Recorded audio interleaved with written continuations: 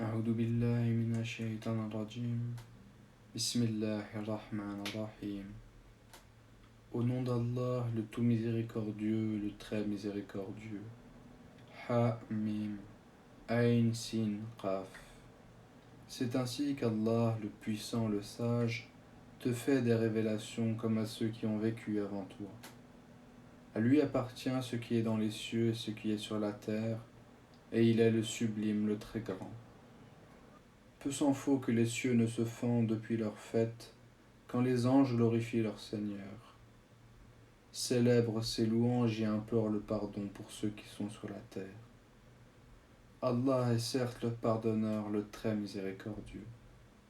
Et quant à ceux qui prennent des protecteurs en dehors de lui, Allah veille à ce qu'ils font, et tu n'es pas pour eux un garant. Et c'est ainsi que nous t'avons révélé un Coran arabe, afin que tu avertisses la mer des cités, la Mecque et ses alentours, et que tu avertisses du jour du rassemblement, sur lequel il n'y a pas de doute, un groupe au paradis et un groupe dans la fournaise ardente. Et si Allah avait voulu, il en aurait fait une seule communauté, mais il fait entrer qui il veut dans sa miséricorde, et les injustes n'auront ni maître ni secoureur. Ont-ils pris des maîtres en dehors de lui? C'est Allah qui est le seul maître, et c'est lui qui redonne la vie aux morts, et c'est lui qui est omnipotent. Sur toutes vos divergences, le jugement appartient à Allah. Tel est Allah, mon Seigneur, en lui je place ma confiance, et c'est lui à qui je retourne repentant. Créateur des cieux et de la terre, il vous a donné des épouses, issues de vous-même, et des bestiaux par couple. Par ce moyen, il vous multiplie. Il n'y a rien qui lui ressemble, et c'est lui l'audient, le clairvoyant. Il possède les clés des trésors des cieux et de la terre. Il attribue ses dons avec largesse, ou les restreint à qui il veut.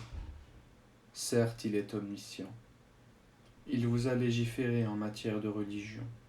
Ce qu'il avait enjoint à Nuh, ce que nous t'avons révélé, ainsi que ce que nous avons enjoint à Ibrahim, à Moussa et à Issa. Établissez la religion et n'en faites pas un sujet de division. Ce à quoi tu appelles, les associateurs leur paraît énorme. Allah élit et rapproche de lui qui il veut et guide vers lui ceux qui se repentent. Ils ne se sont divisés qu'après avoir reçu la science, et ceci par rivalité entre eux. Et si ce n'était une parole préalable de ton Seigneur pour un terme fixé, on aurait certainement tranché entre eux.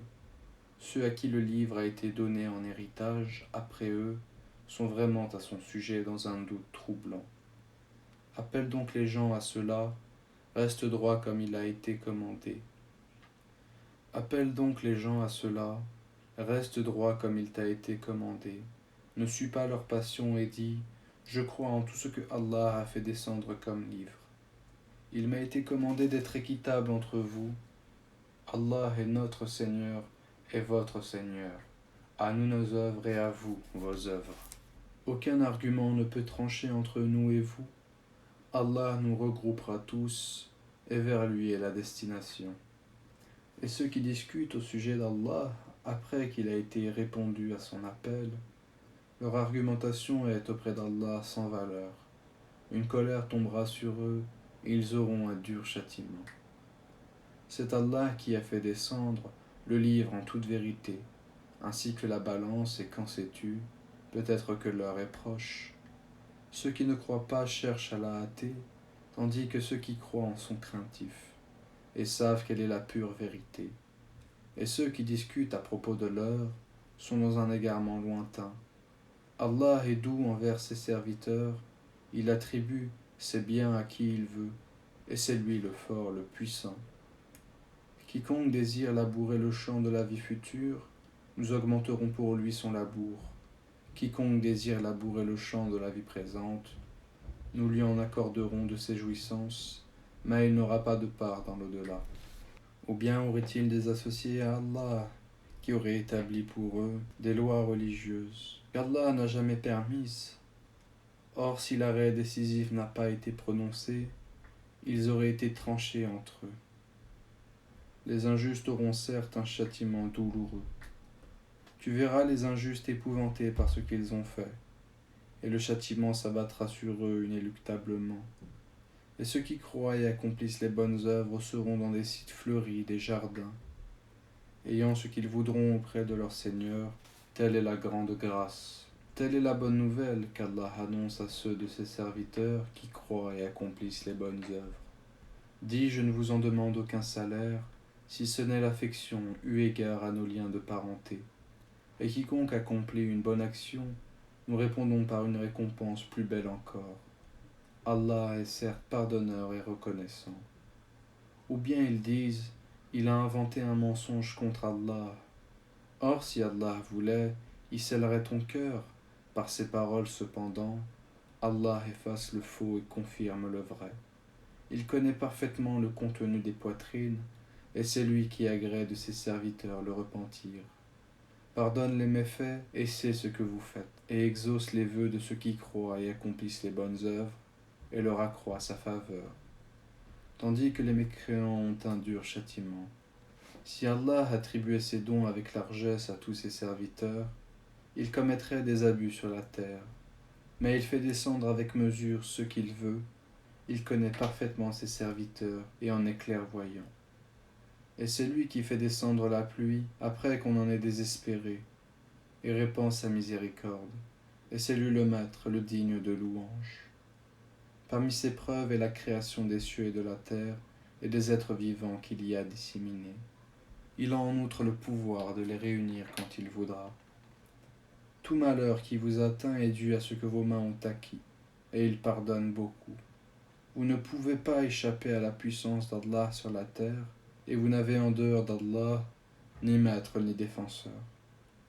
Et parmi ces preuves sont les vaisseaux à travers la mer, semblables à des montagnes.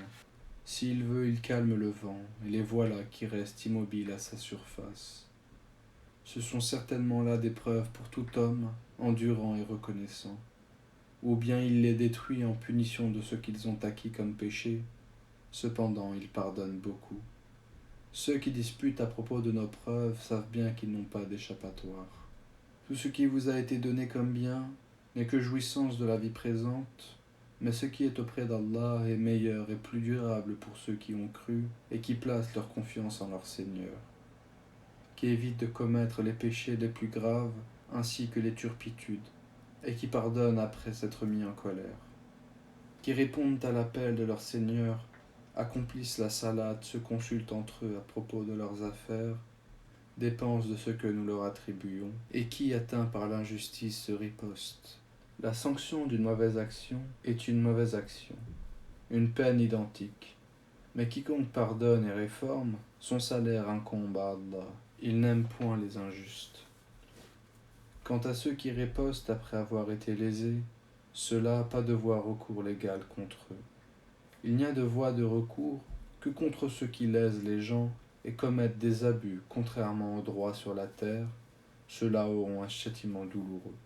Et celui qui endure et pardonne, cela en vérité fait partie des bonnes dispositions de la résolution dans les affaires. Et quiconque Allah égare n'a aucun protecteur après lui. Cependant tu verras les injustes dire, en voyant le châtiment, y a-t-il moyen de retourner sur terre? Et tu les verras exposés devant l'enfer, confondus dans l'avilissement et regardant d'un œil furtif, tandis que ceux qui ont cru diront, les perdants sont certes ceux qui au jour de la résurrection font leur propre perte et celle de leur famille. Les injustes subiront certes un châtiment permanent, ils n'auront pas de protecteur en dehors d'Allah pour les secourir, et quiconque Allah égare n'a plus aucune voix. Répondez à l'appel de votre Seigneur avant que ne vienne un jour dont Allah ne reportera jamais le terme. Ce jour-là, nul refuge pour vous, et vous ne pourrez point nier vos péchés. S'ils se détournent, nous ne t'avons pas envoyé pour assurer leur sauvegarde. Tu n'es chargé que de transmettre le message, et lorsque nous faisons goûter à l'homme une miséricorde venant de nous, il en exulte. Mais si un malheur les atteint pour ce que leurs mains ont perpétré, l'homme est alors très ingrat. À Allah appartient la royauté des cieux et de la terre. Il crée ce qu'il veut. Il fait don de filles à qui il veut, et don de garçons à qui il veut. ou bien il donne à la fois garçon et fille, et il rend stérile qui il veut. Il est certes omniscient et omnipotent. Il n'a pas été donné à un mortel qu'Allah lui parle autrement que par la révélation ou derrière un voile, ou qu'il lui envoie un messager, ange qui révèle par sa permission ce qu'il Allah veut. Il est sublime et sage.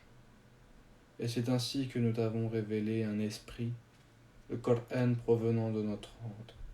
Tu n'avais aucune connaissance du livre ni de la foi, mais nous en avons fait une lumière par laquelle nous guidons qui nous voulons parmi nos serviteurs. Et en vérité tu guides vers un chemin droit, le chemin d'Allah à qui appartient ce qui est dans les cieux et ce qui est sur la terre. Oui, c'est à Allah que s'acheminent toutes les choses.